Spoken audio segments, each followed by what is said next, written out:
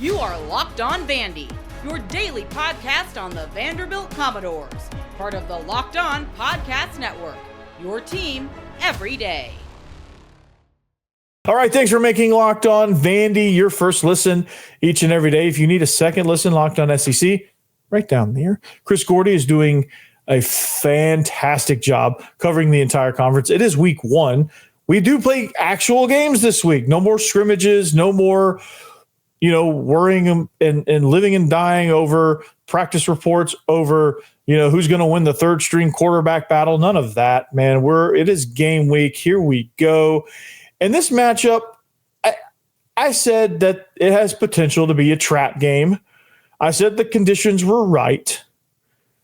But the question is this: do I really believe that? The answer is no. I don't believe that at all. Okay, I just wanted to make mention of it to be like, okay, it's there, but I personally don't really believe that. Okay, and I know I said it has the potential, and it still does, but do I think it'll actually happen? No, probably not. And that's why why that is I think Diego Pavia and Clark. I think Clark Lee starting off first of all, but I think Clark Lee, Diego Pavia, Eli Stowers, and the whole batch of captains that got elected this past week, I think they're going to ensure that it won't happen. Why is that? Well, let's see. I think you also had to have some examples from recent history that will show you why it won't. Okay? It'll show you why it won't, because you have that abysmal loss to Georgia State, which I think is in the back of everybody's mind. Hey, they showed that they still had that in their tank. They got overconfident. They had a really good first 2 games, 2 wins. They got overconfident, all that good stuff, right? And that happens. That can happen in college football. You can slip up, right? Or you can make things interesting. But I think Clark Lee has rebuilt this culture, or actually kind of since that ETSU loss in week 1 of his first year. I think he is slowly, because it just takes time when you take over a program that was in the shape that Vanderbilt was in when he took over.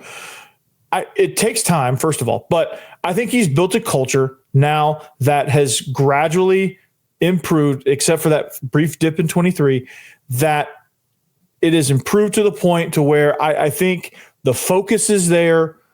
Obviously the talent acquisition is there. I think as I've been saying all offseason, this is the best roster Vanderbilt's had in quite some time, maybe ever.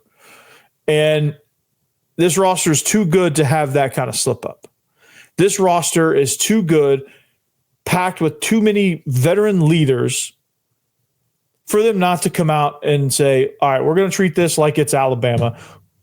We're going to go out. We're going to run up however many points, and then we're going to build the depth. We're going to get the depth pieces in, right? Because that's what they want to do. And to do that, you have to be laser focused. And I think the culture of this team really is this. It's focused. I think the culture is, okay, we've got all that crap out of our system. We experienced that. We bounced back from that already, and we're not going to let it happen again, right? And that's the key to it. 36.5-point favorites, you could read your own press clippings.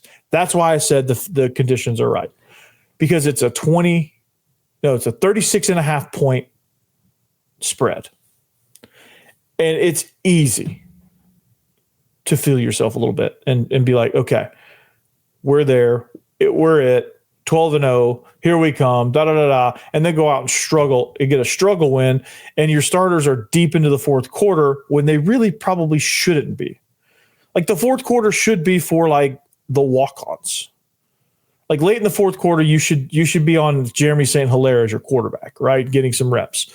Like you should be down the line in your depth chart. Like that's where you should be.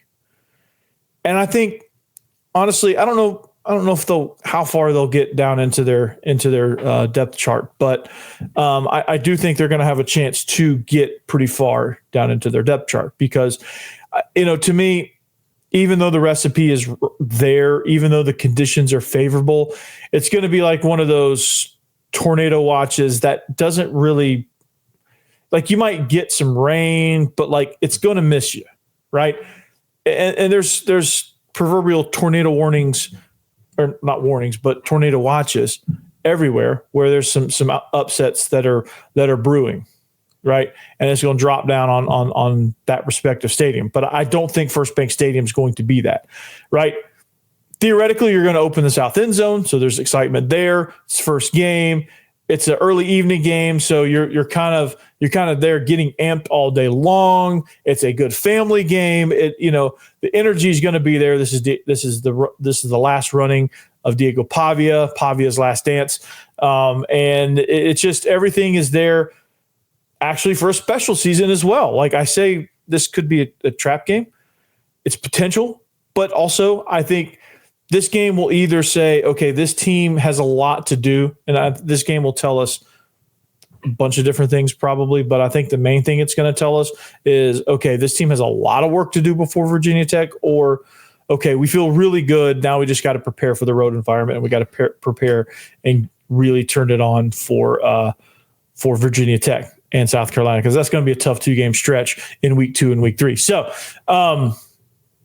ultimately, I think honestly, it's just adding juice to the tank. It's adding gas to the tank, right? Like, hey, this is potential for a trap game. Oh, no, it isn't. It might, the first segment might have just been me, Michael Jordan in it, right? It just might have been my Michael Jordan, like fake juice kind of thing. I don't know.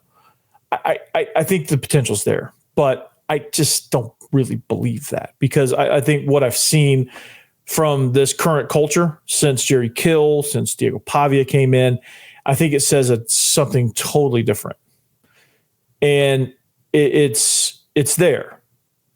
And I think this is going to be a special season. I think these guys are going to lead. I think you're going to see a lot of what they have in store for what's likely going to be a pretty special season for Vanderbilt football. So, trap game. Conditions are right. Let's recap. Conditions are right. You're reading your press clippings. You're on this documentary. You've got a lot of things going for you that can throw your focus. If you're not careful, if you're not focused, I don't know that an upset's good. At 36.5 points, I just don't know that with the talent gap that wide that they're going to, but it's never too early, never too soon for a trap game or trap game discussions. I don't know. I just don't think it's going to happen. Truthfully, I really don't. And it's one of those scenarios where, hey, what can we do, right? So it's the focus. It's got to be, okay, we got to get our minds right. What I wanted to do is reiterate the fact that this game means just as much as any other game, because you even struggle in this game. I think it sets you back a little bit, and that's where the red flags are. I think this game has the potential to set you back a little bit, even if you don't lose. Like I think it puts a weird spin on the season that you didn't really want or know was going to happen.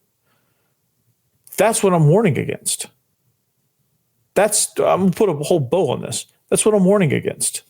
And so it's a two-sided argument, and you're going to look. You're going to see, and you're going to look and see that, hey, this game really, the significance of it, it's just there. And hey, who knows? I think Vanderbilt's going to cover. That's my early prediction. But speaking of early predictions, we're going to get an early sneak peek at what Charleston Southern has to offer, what Vanderbilt needs to get out of this game. And we'll take an early peek of that before we really put a bow on all of this game plan stuff on Friday. But we're going to get an early peek at this and see what is happening and what's happening with Charleston Southern. Stay tuned.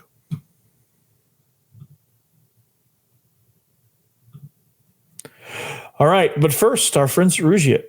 Guys, you've probably heard of Viagra or Cialis. Maybe you've even tried them. But if you're looking for something beyond the usual pill, it's time to meet Rugiet Ready. Rugiet Ready is is a next-gen prescription treatment designed to amplify arousal in the brain and boost blood flow. Unlike the usual pills that can take hours, Rugiet's 3-in-1 formula dissolves into your tongue and kicks in fast, on average, in 15 minutes. Effects can last up to 36 hours, so you can stay confident and in control when the moment is right. If traditional options haven't worked, Rugiet might be the answer. Over 150,000 men have already made the switch. I love that it's completely online. Rugiet connects you with board-certified doctor and ships your treatment discreetly to your door. You can even read real customer reviews on their site. It's helping a lot of people feel more confident and present in the moment. So head to Rugiet.com/LockedOnCollege and use code LockedOnCollege to get 15% off today. That's RUGIET.com/LockedOnCollege and use promo code LockedOnCollege for 15% off. Individual results may vary with prescription treatment. Compounded drugs are permitted to be prescribed under federal law, but are not FDA approved and do not undergo FDA safety, effectiveness, and a manufacturing review. Please review the Rugiet website for full safety information.